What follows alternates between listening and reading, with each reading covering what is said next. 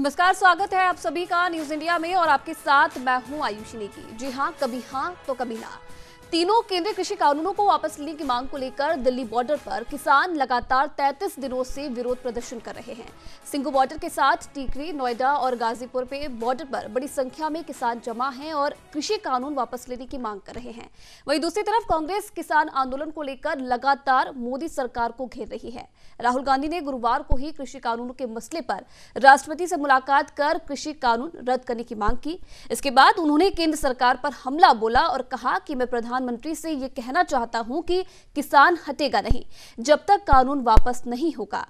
वहीं दूसरी तरफ बीजेपी के राष्ट्रीय अध्यक्ष जेपी नड्डा ने राहुल गांधी का एक पुराना वीडियो शेयर कर पलटवार किया है।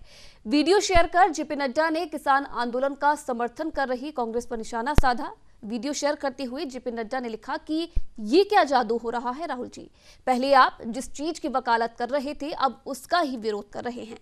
आपको बता दें कि राहुल गांधी का ये वीडियो उस वक्त का है जब वो अमेठी से सांसद हुआ करते थे। राहुल संसद में आलू की फसल का हवाला देते हुए एक किसान से हुई बातचीत का जिक्र कर रहे थे। राहुल ने बताया कि किसान ने उनसे कहा था कि अगर वो सीधे फैक्ट्रियों को अपनी फसल बेचेंगे तो बिचौलियों को कुछ नहीं मिलेगा और पूरा पैसा उन्हें मिलेगा। राहुल ने इसे फूड पार्क के पीछे की सोच करार दिया था। वहीं इससे पहले जेपी नड्डा ने सोनिया गांधी का भी एक वीडियो शेयर किया था और कांग्रेस पर किसानों को भ्रमित करने का आरोप लगाया। साल पहले यूपी में मेरा दौरा था और एक किसान ने मुझसे सवाल पूछा, मेरे पास आया और उसने कहा, राहुल जी आप एक बात हमें समझाइए, हम आलू बेचते हैं 2 रुपए किलो, मगर जब हमारे बच्चे चिप्स खरीदते हैं तो 10 रुपए का पैकेट आता है, उसमें 1 आलू होता है। और किसान ने मुझसे पूछा, आप हमें बताइए ये क्या जादू हो रहा है। और मैंने उन किसानों से पूछा, आपको क्या लगता है इसका कारण क्या है। और उन्होंने कहा कि राहुल जी इसका कारण यह है कि जो फैक्ट्रियां बनती हैं वो हमारे से दूर होती हैं।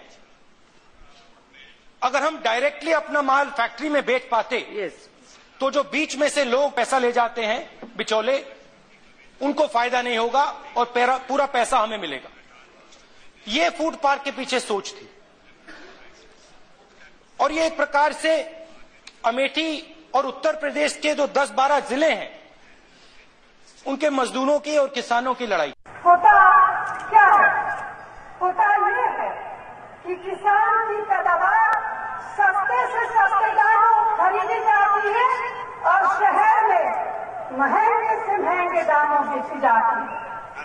क्या मैं पूछना चाहती हूँ, क्या किसानों का हक नहीं बनता है कि उनके पैदावार की सही कीमत उन्हें मिले? क्या शहर में आम इंसान का ये हक नहीं बनता है कि रोजमर्रा की जरूरत की चीजें उन्हें भी सही दाम पर मिले? ये कब संभव होगा? ये तभी संभव है जब किसान बिना किसी बिचौलिए के अपनी पैदावार सीधे शहर तक पहुंच। तो चर्चा में आगे बढ़ेंगे, लेकिन पहले उससे आपको सुना देते हैं राकेश टिकैत जो कि किसान नेता है वो क्या कुछ कह रहे हैं। और उसका बीच का रास्ता है, जो बिचौली है वो नहीं होंगे तो किसान अपना माल सीधा डायरेक्ट कर देंगे। और आज वो उल्टा आपको समझ मतलब उसके ऊपर पलट गए हैं। नहीं, सब लोगों का ये कहना है कि डायरेक्ट भी अगर आप बेचोगे, बिचौलवा भी रहेगा या डायरेक्ट भी आप बेच सकते हैं उसको, लेकिन एक समर्थन मूल्य तो चाहिए ना, जो मिनिमम सपोर्ट प्राइस है उसके नीचे ना कोई भी खरीद करे। अच्छा। ये सब लोगों ने कहा है। एक सवाल हो रहा है मेरा आपसे सवाल, जिसपे सवाल उठ रहे हैं, ये जो लाल झंडे लग रहे हैं आपके आंदोलन में कई बार, जिनको माओवादी कहा जा रहा है, उन पर आपका क्या कहना है कि वो यूज कर रहे हैं आप लोगों को समर्थन को? मैं कह रहा कि माओवादी तो प्रतिबंधित संगठन है, अगर उसके हैं तो पुलिस पकड़े। भाई पुलिस क्या कर रही है अब हमें तो नहीं पता, हम पुलिस और एलआई और इंटेलिजेंस तो है नहीं भाई। फिर हमारी सेंट्रल इंटेलिजेंस इतनी कमजोर है क्या कि कोई माओवादी इसमें घुस जाएगा, अफगानिस्तानी घुस जाएंगे, पाकिस्तानी घुस जाएंगे, सारे घुस जाएंगे, तो फिर ये किसान कहाँ जाएगा? इन्हें पकड़े जो है। जो झंडे लाल लग रहे हैं, मैं कह रहा कि लाल झंडा प्रतिबंधित है क्या? भाई प्रतिबंधित अगर हो तो पकड़े। अब हमें तो पता नहीं प्रतिबंधित है कि नहीं। वो तो किसान सभा के लग रहे, जो किसान सभा है उसके झंडे लगे हैं, किसान उस पर लिखा हुआ है। अगर वो प्रतिबंधित है तो भाई पुलिस पकड़े उनको। ठीक है। पता नहीं क्या। तो ये सुना आपने किसान नेता राकेश टिकैत को, जिनका कहना है कि जिस तरीके से राहुल गांधी का ये वीडियो सामने आया उसको लेकर वो अपनी प्रतिक्रिया दे रहे थे। और इसी बीच आपको बता दें कि बीजेपी और कांग्रेस अब राहुल गांधी के इस वीडियो पर आमने सामने हो गई है। लगातार जिस तरीके से जेपी नड्डा ने सोनिया गांधी और राहुल गांधी के वीडियो शेयर किए हैं, उसके बाद कई नेताओं ने अपनी प्रतिक्रिया दी है और कांग्रेस पर निशाना साधा है। तो लोकसभा का ये वीडियो राहुल गांधी का, जो कि जेपी नड्डा ने शेयर किया है, जिसमें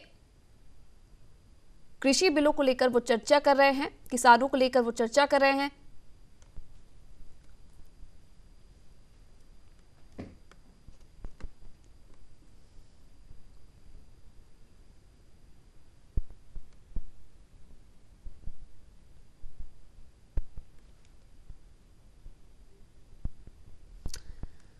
तो जहां एक तरफ किसान आंदोलन लगातार अपनी तेजी पकड़ता हुआ नजर आ रहा है, तो वहीं दूसरी तरफ अब पार्टियां एक दूसरे पर आरोप प्रत्यारोप का दौर इनका जारी है।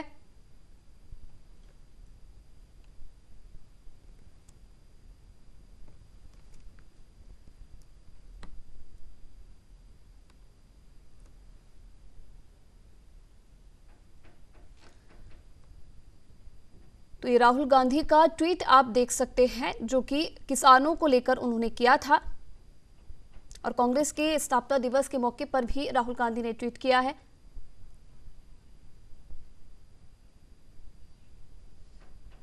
तो बता दें आपको कि राहुल गांधी का ये वीडियो उस वक्त का है जब अमेठी से राहुल गांधी सांसद थे।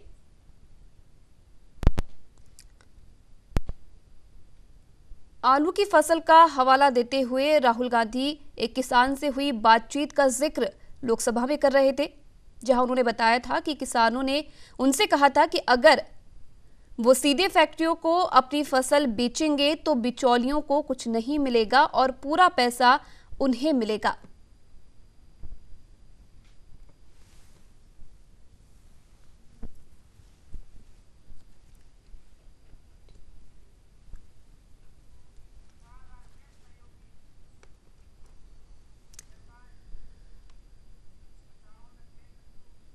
तो चलिए इसी चर्चा पर हमारे साथ ज्यादा बातचीत के लिए कुमार राकेश जुड़ रहे हैं, मेरे सहयोगी हैं। राकेश जी, जिस प्रकार से हर वक्त ऐसा होता है कि जब कांग्रेस की तरफ से कोई बयान सामने आता है तो कहीं ना कहीं वो अपने ही बयानों पर घिरे हुए नजर आते हैं, और एक बार फिर यही मौका राहुल गांधी का एक पुराना वीडियो इन दिनों वायरल हो रहा है, जो कि खुद बीजेपी के राष्ट्रीय अध्यक्ष जेपी नड्डा ने शेयर किया है। जिस चीज को लेकर किसान माफ कीजिएगा कांग्रेस हमेशा से विरोध कर रही है, किसान आंदोलन को लेकर, कृषि कानूनों को लेकर, उस वीडियो में वो उसी का जिक्र करते हुए नजर आ रहे हैं। देखिए अभी सबसे बड़ी बात है कि हम काफी समय से किसान आंदोलन को कवर कर रहे हैं, और सबसे बड़ा विषय ये था कि तमाम राजनेताओं के बीच में जैसे जैसे आंदोलन बढ़ता गया, कहीं ना कहीं तमाम राजनीतिक पार्टियों ने इस आंदोलन के जरिए अपनी सियासत चमकाने की कोशिश की है। सिर्फ कांग्रेस ही नहीं, आम आदमी पार्टी हो या तमाम राजनीतिक दल जो भी हो, खासतौर पर जिस तरीके से राजस्थान में एनडीए के प्रमुख घटक दल रहे हैं रालो पार्टी, कहीं ना कहीं उन्होंने किसान आंदोलन के जरिए अचानक से एनडीए से नाता तोड़ दिया। यानी कि किसानों पर राजनीति करने का ये विषय नया नहीं है, लगातार अक्सर ऐसा होता आया है। और लगातार जिस तरीके से पीएम मोदी ने भी अपील की है कि किसान आंदोलन को लेकर के तमाम विपक्षी दल राजनीति ना करे, किसानों की जो भी समस्या है उन पर चर्चा होनी चाहिए। और कहीं ना कहीं बीजेपी की तरफ से भी लगातार ये आगाह किया जा रहा था कि कहीं ना कहीं जिस तरीके से कांग्रेस इस तमाम आंदोलन में एक्टिव हुई है, तमाम विपक्षी पार्टियां एक्टिव हुई है, तो कहीं ना कहीं ये वही लोग हैं जिन्होंने बिल का विरोध सदन में नहीं किया। और बीजेपी ने साफ तौर पर यह भी आरोप लगाया कि एक दौर था जब कांग्रेस ने भी इस प्रकार का बिल जो है किसान हितैषी बिल बना करके प्रस्तुत किया था, उसमें कई प्रावधान ऐसे थे जो वर्तमान बिल से मिलते जुलते नजर आ रहे थे। तो आज ऐसी क्या दिक्कत आ गई कि तमाम लोग उसके विरोध में उतर करके कांग्रेस आंदोलन में शामिल हो चुके हैं। यानी कि कुल मिलाकर के विरोध के लिए विरोध करना ये सही नहीं होना चाहिए। क्या वाकई में जो समस्याएं हैं उन समस्याओं पर बात होनी चाहिए, और ये चीज सिर्फ सरकार को नहीं, सिर्फ विपक्ष को नहीं, तमाम उन किसान संगठनों को भी समझनी होगी कि वो अपना मंच किसानों का मंच चाहते हैं या राजनीतिक मंच चाहते हैं। जिस तरीके से लगातार बयानबाजी होती रही और जो दिशा किसानों ने तय की थी, सरकार से बातचीत करने की तमाम जो ऑब्जेक्शंस थे, कहीं न कहीं सरकार की तरफ से भी वार्ता का प्रस्ताव आया, किसान संगठन पहुंचे भी सही, कुछ विषयों पर बातचीत बनी, कुछ विषयों पर असहमति बनी जी। कहीं न कहीं यही कारण रहा कि ये आंदोलन इतना लंबा खिंचा, क्योंकि विपक्ष पूरी तरह से एक्टिव हो चुका था और सरकार तक जो बातें पहुंचनी चाहिए या सरकार का आश्वासन जो किसानों तक पहुंचना चाहिए था वो राजनीतिक नजरिए से भेजा गया। तो कहीं न कहीं वो भ्रम वाली जो स्थिति थी, वो भ्रम वाली स्थिति आज भी बनी हुई है। किसान जो है अपनी मांगों पर अड़े हुए हैं, बिलों को जो है बर्खास्त करने की मांग कर रहे हैं, संशोधन करने की मांग कर रहे हैं और सरकार अपनी बात पर अड़ी हुई है। तो कहीं न कहीं जो डेडलॉक टूटने वाली बात है, इसी राजनीति के कारण अभी तक वो डेडलॉक नहीं टूट पाया है। लेकिन राकेश जी, अगर 2015 के इस वीडियो का जिक्र हम यहाँ पर कर रहे हैं तो चलिए 2015 के बाद जनता ने जनादेश अपना सुना दिया था और कांग्रेस को उस वक्त सत्ता नहीं मिल पाई थी, लेकिन क्या ये माना जाए कि सरकार कहीं ना कहीं अब किसानों को समझाने में नाकामयाब हो रही है और इसीलिए विपक्ष पर अब ये ठीकरा फोड़ा जा रहा है? देखिए, दो विषय है आयुषी। सरकार अगर वाकई में किसान हितैषी बिल बनाकर के इसको प्रस्तुत किया है तो जाहिर सी बात है सरकार की कमी वहां पर मानी जा सकती है कि किसानों के जो फायदे और लाभ हैं वो कहीं न कहीं अब किसानों के घरों तक नहीं पहुंचा पाए, किसानों को अपनी बात नहीं समझा पाए और यही कारण था जो भ्रम वाली स्थिति बनी और तमाम किसान आज कहीं न कहीं हाईवेज पर एकत्रित है और अपनी मांगों को लेकर के लगातार बैठे हुए हैं। किसान आंदोलन का जिक्र वहां पर करें, किसान संगठनों का जिक्र वहां पर करें तो अब इतनी ज्यादा बड़ी तादाद में या इतने ज्यादा दिन हो जाने के बाद में जो लीडरशिप वाली बात होती है, राकेश टिकैत कहीं न कहीं भाकियू के तहत इसको लीड कर रहे हैं, तो राकेश टिकैत भी अब ऐसा लगता है कि जितने भी किसान संगठन देश में है, एक संगठन अगर वार्ता के लिए तैयार होता है तो दूसरे अन्य संगठन उससे इनकार करते हैं। तो जाहिर सी बात है तमाम संगठनों के बीच में एक लीडर ऐसा पैदा होना चाहिए था जो तमाम संगठनों को लीड करता हुआ सरकार से बातचीत करे, संशोधन या बर्खास्तगी जो भी उनके हित में हो उस पर वार्ता होनी चाहिए थी। लेकिन कहीं न कहीं तमाम संगठनों के अलग अलग जो लोग हैं वो कहीं ना कहीं अपने अपने व्यक्तिगत हितों को लेकर भी इसमें एक्टिव है। जिस प्रकार का इनपुट हमारे पास मिल रहा है तो जाहिर सी बात है सहमति बनने की बजाय भ्रम की स्थिति ज्यादा बन रही है। वही सरकार के साथ भी यही हो रहा है। सरकार ने तमाम अपने बीजेपी के जो लीडर्स है तमाम राज्यों में उन लोगों को ये कहा है कि अपने इलाके में जाकर के किसान बिल को लेकर के प्रेस कॉन्फ्रेंस करे, आम जन को संबोधित करे, किसान सम्मेलन आयोजित करे और ये हो भी रहा है। लेकिन अभी तक शायद किसानों तक वो अपने मन की बात नहीं पहुंचा पा रहे और यही कारण है। मैं बार बार डेडलॉक का जिक्र इसलिए कर रहा हूं क्योंकि ये डेडलॉक टूटेगा कैसे? जिस तरीके से पीएम मोदी का बयान आया और साफ तौर पर उन्होंने किसानों की समस्याओं को हल करने की बजाय कुल मिलाकर के ये स्पष्ट करने की कोशिश की कि विपक्ष राजनीति कर रहा है, तो जाहिर सी बात है ये मनसा साफ होती है कि बिलों को लेकर के सरकार बैकफुट पर जाने को तैयार नहीं है।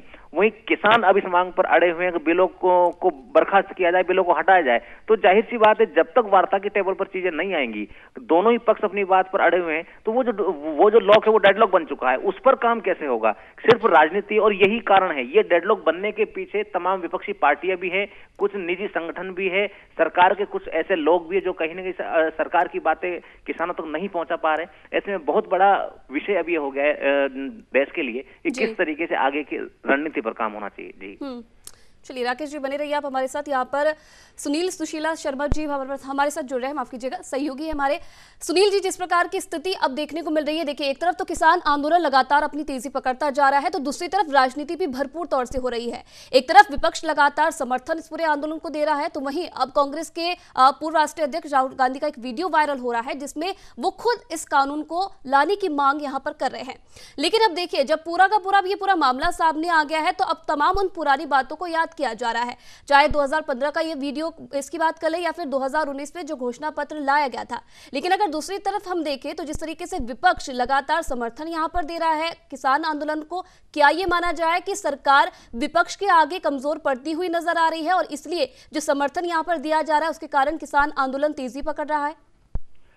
देखिए आयुषी, सबसे बड़ी समस्या, सबसे बड़ी विडंबना ही यही है कि पक्ष और विपक्ष के झगड़े में पिस किसान रहा है, उसकी बात को सुना नहीं जा रहा। अगर हम वीडियो पॉलिटिक्स की बात करें, हम इन चीजों की बात करें पास्ट की, तो अब जो नई अगली चीज होने वाली है अगले 2-3 घंटे के अंदर जो आपको सोशल मीडिया पे नजर आएगा वो वीडियोस नजर आएंगे जिसमें इन लोगों ने इस कानून का विरोध किया था, बीजेपी ने, ठीक है, वो वीडियो सामने नजर आ जाएंगे। परंतु इन वीडियो से होने वाला क्या है? सबसे बड़ी बात ये है, ठीक है विपक्ष का काम है विरोध करना, वो जब बीजेपी विपक्ष में थी तो वो भी विरोध किया करती थी चाहे कोई भी चीज हो।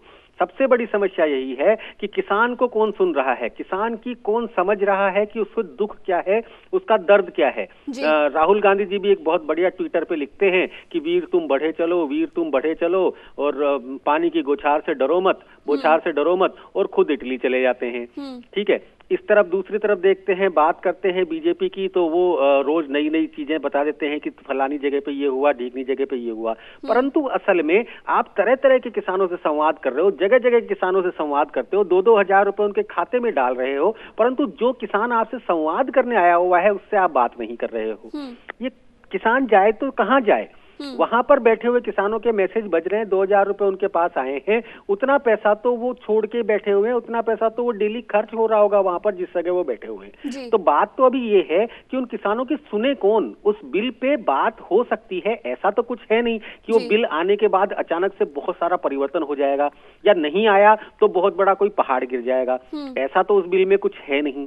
तो क्यों ना बैठकर इन चीजों को हल किया जाए, थोड़ा सा सरकार झुके, थोड़ा सा कांग्रेस, ये इन लोगों को भी झुकना चाहिए, किसानों को भी झुकना चाहिए, क्योंकि बात सबकी बात की है। एक आम आदमी जो सवाल यही है कि बात आखिरकार कहां पर नहीं बन पा रही है, क्योंकि देखिए इतनी दौर की वार्ताएं हो चुकी हैं लेकिन नतीजा किसी प्रकार का नहीं निकल पा रहा है। कई बार पत्र भी लिख चुके हैं, उसके बाद भी समय नहीं निकाला जा रहा है, जगह नहीं बताई जा रही है, तो सर बात आखिरकार बिगड़ कहां पर रही है?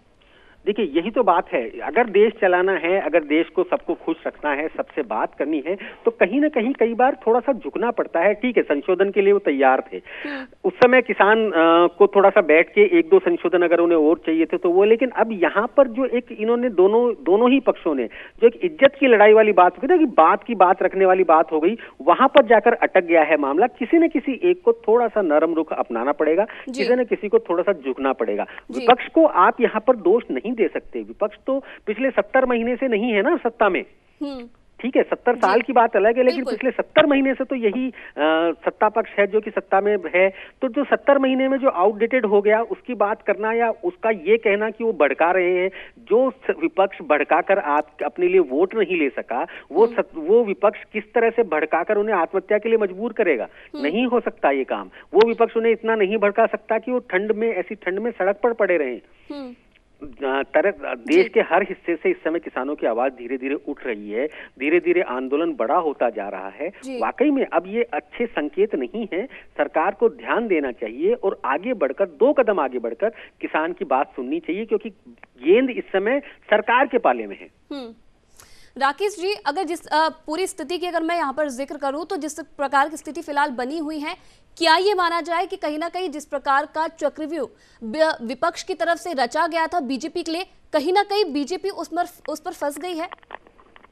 पहला कदम तो सरकार ने अपने संगठनात्मक रूप से चल दिया है इस पूरे मामले में। जिस तरीके से तमाम राज्यों में, मैंने पहले भी जिक्र किया है, तमाम राज्यों के जो संगठनात्मक पदाधिकारी, उनको एक कोशिश की जा रही है कि वो अपने अपने इलाके में जाकर के तमाम लोगों के साथ बैठकर के किसान सम्मेलनों का आयोजन करे, लोगों को समझाने की कोशिश करे जो भी बिल आया उसके फायदे क्या हैं और नुकसान पर भी चर्चा करे, ताकि जिस प्रकार की चीजें निकल करके आ रही है उन पर बात हो सके।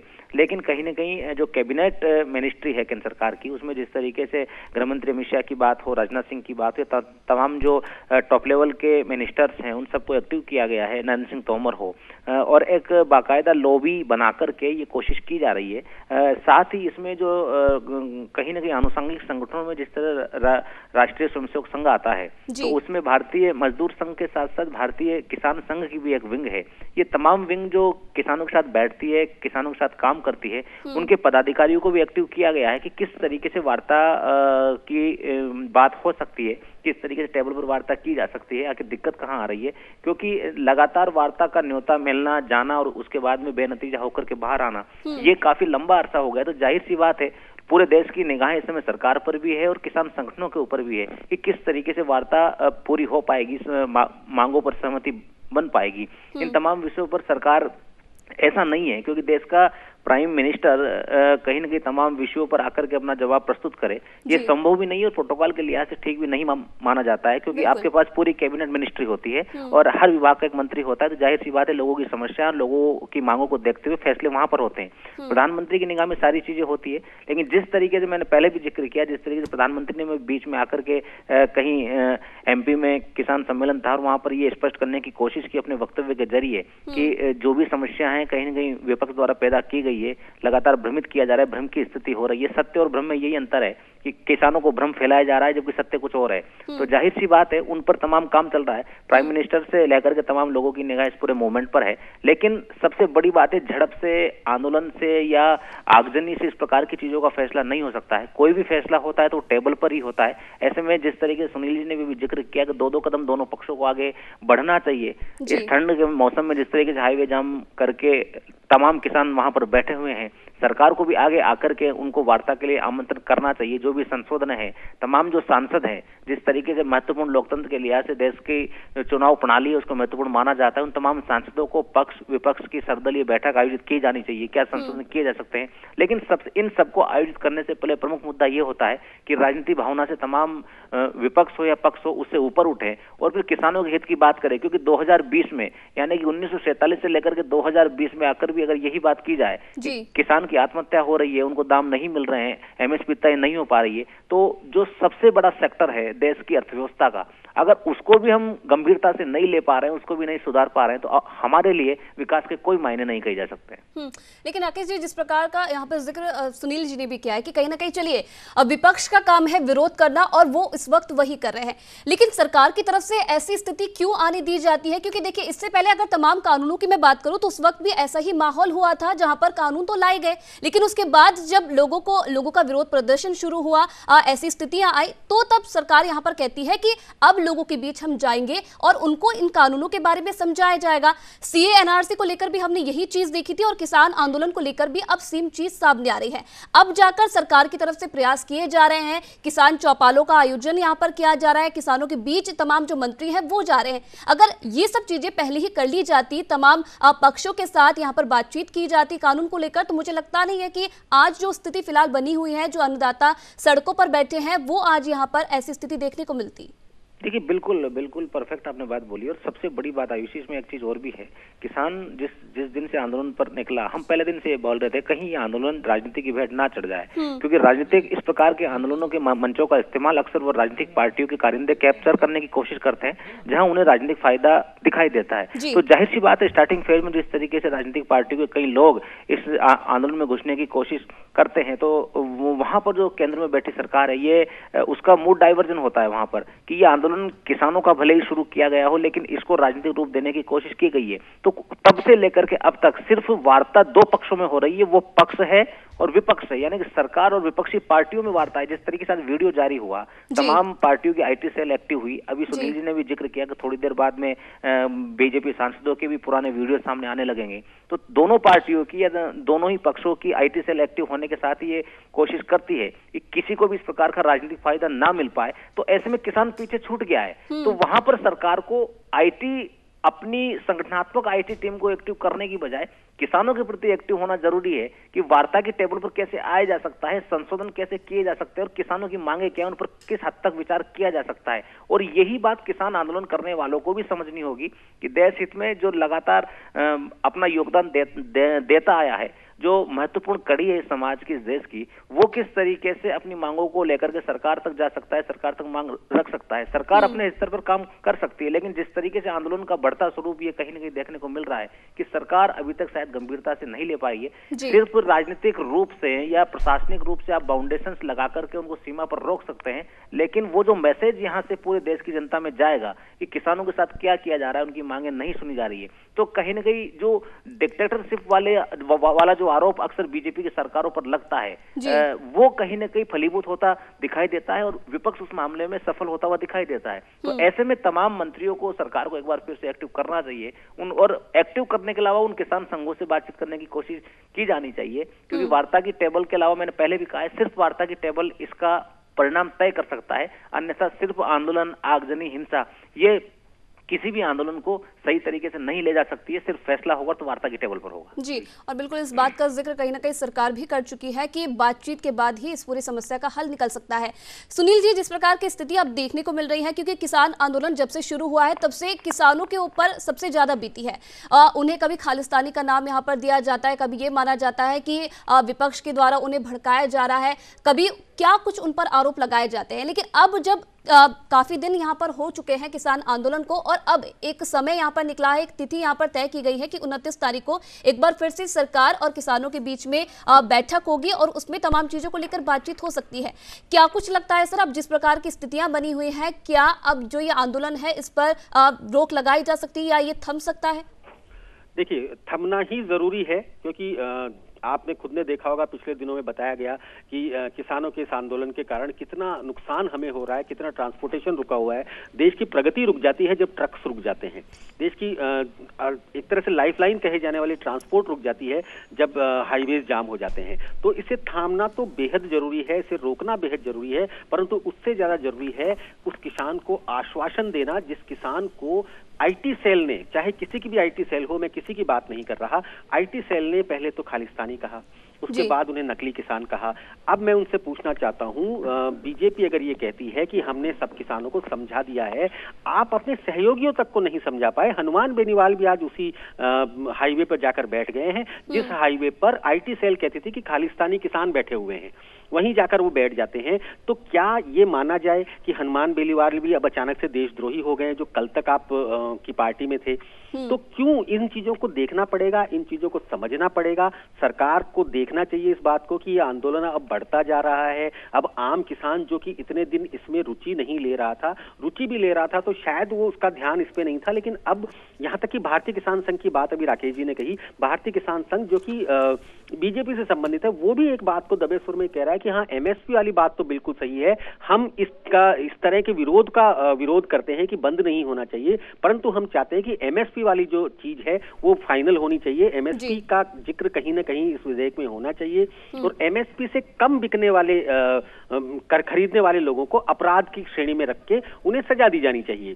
तो इस तरह की जो चीजें हैं, ये चीजें अब धीरे धीरे ज्यादा, और जितना देर हो रहा था, पहले ये हुआ करता था कि सरकार ये सोचती थी कि आंदोलन में जितनी देरी होगी उतनी जल्दी आंदोलन टूटेगा, उसमें लोगों में विघटन पड़ेगा। देखने वाली बात ये होगी कि क्या कुछ अब जो ये वीडियो पॉलिटिक्स यहाँ पर शुरुआत इसकी हो चुकी है, अब राहुल गांधी का क्या कुछ इस पर पूरा प्रतिक्रिया आती है। बहुत बहुत धन्यवाद राकेश जी, सुनील जी, तमाम बातचीत करने के लिए और तमाम जानकारी दर्शकों के साथ साझा करने के लिए।